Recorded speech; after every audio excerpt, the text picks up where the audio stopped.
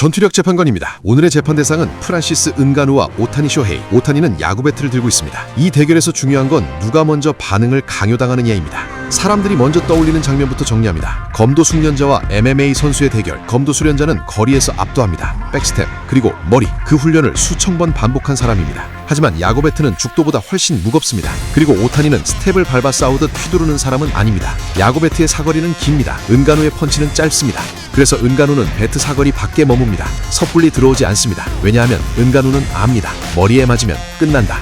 배트는 강하지만 무겁습니다. 무게중심이 끝부분에 쏠려 있습니다. 한 번 전력으로 휘두르면 배트는 사용자의 몸을 회전축 방향으로 끌고 갑니다. 이때 발생하는 회복 지연 프레임은 약 0.7초에서 1.2초입니다. 은가누의 대시 속도로 환산하면 3에서 4m를 파고들 수 있는 시간입니다. 오타니의 뇌는 반응형입니다. 정해진 궤적 안에서 최적의 타이밍을 찾는 구조입니다. 은가누의 뇌는 상대의 미세한 근육 움직임, 중심이동, 호흡의 변화에서 다음 수를 예측하는 포식자형 구조입니다. 그래서 페이크가 들어옵니다. 투기 종목에서 페이크는 질문입니다. 지금 반응할 건가? 오타니는 동체 시력이 뛰어납니다. 빠르게 움직이는 물체에 반응하는 데 익숙합니다. 그래서 이 페이크를 봅니다. 하지만 보는 것과 참는 것은 다릅니다. 만약 여기서 오타니가 반응해서 배트를 휘두른다면 그 찰나에 은가누는 들어옵니다. 나가 죽어라 펀치를 꽂든 아예 몸통으로 파고들어 그래플링을 걸든, 물론 오타니도 치는 척을 합니다. 배트를 반쯤만 내밉니다. 은가누는 그걸 봅니다. 그리고 선택합니다. 들어갈지 빠질지. 은가누는 확실할 때만 들어가면 됩니다. 오타니는 다릅니다. 한 번의 스윙이 결정적이어야 합니다.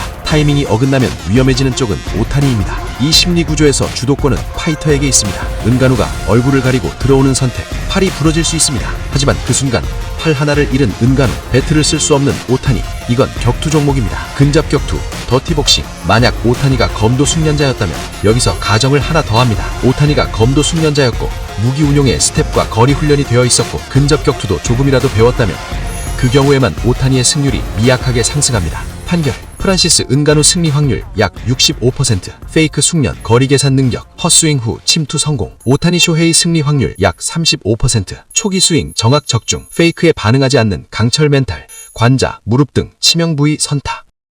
전투력 재판관입니다. 오늘은 프란시스 은가누 대 할머니 100명. 장소는 초등학교입니다. 은가누의 펀치력은 인간 기준에서 세계 최고입니다.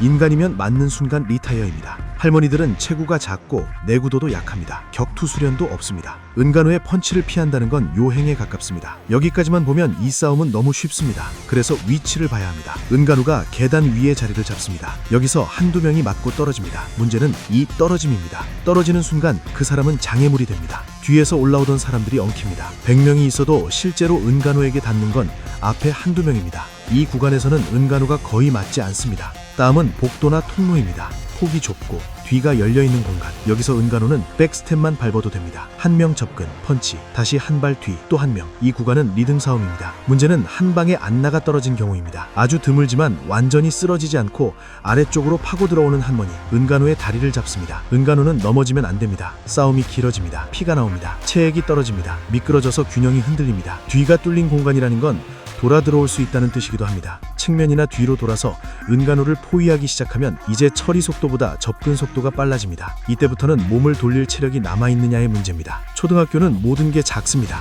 책상, 의자, 문틀. 체구가 큰 은가누가 정강이나 다리를 한 번이라도 세게 부딪힙니다. 큰 부상까지는 아니어도 통증이 옵니다. 은가누는 근육량이 많고 체구가 큽니다. 이 말은 젖산이 빨리 찬다는 뜻입니다. 처음 10명, 20명은 괜찮습니다. 40명, 5명 넘어가면 호흡이 달라집니다. 여기까지 생각하면 이 싸움은 은가누가 강하냐의 문제가 아닙니다. 넘어지느냐 안 넘어지느냐, 포위되느냐 안 되느냐, 이 두 가지입니다. 판결. 은가누 승리 조건. 계단 또는 좁은 통로 선정, 다리 잡힘 없음, 미끄러짐 없음, 포위 이전에 숫자 대폭 감소, 승률 약 65%. 할머니 100명 승리 조건. 다리 잡힘 발생, 바닥 미끄러짐, 포위 형성, 은가누 체력 저하 도적, 승률 약 35%.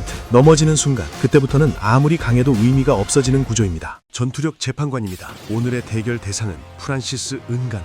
장소는 지리산. 은가누는 지금 휴가 중입니다. 전 UFC 헤비톱 챔피언, 키 193cm, 체중 120kg, 인류 최강의 펀치력을 가진 인간, 그리고 지금 대결 상대와 마주칩니다. 상대는 지리산 성체 수컷 135kg 반달 가슴곰, 상당히 굶주린 상태입니다.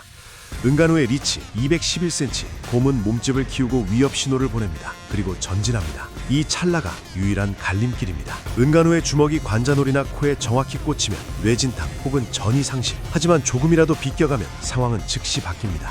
곰을 멈추게 하지 못하면 앞발이 스치는 순간 피부가 찢기고 근육이 열립니다. 거리 싸움에 실패하면 엉깁니다. 여기서부터는 곰의 영역입니다. 체중이 비슷해도 네 발에서 나오는 토크, 발톱과 치악력. 곰이 앉는 순간 인체는 구조적으로 버티기 어렵습니다. 은간우의 승리는 두 가지뿐입니다. 첫째, 사이드 스텝으로 돌진을 흘리고 정확한 카운터로 실신을 만들어내는 경우. 둘째, 선제 타격을 맞은 곰이 사냥 가치가 없다고 판단하고 이탈하는 경우. 은간우는 타격만 가능하고 곰은 절단과 압착이 가능합니다. 최종 판결입니다. 지리산 성체 수컷 반달 가슴곰 승률 75%, 프란시스 은간우 승률 25%. 이 25%의 조건은 단 하나.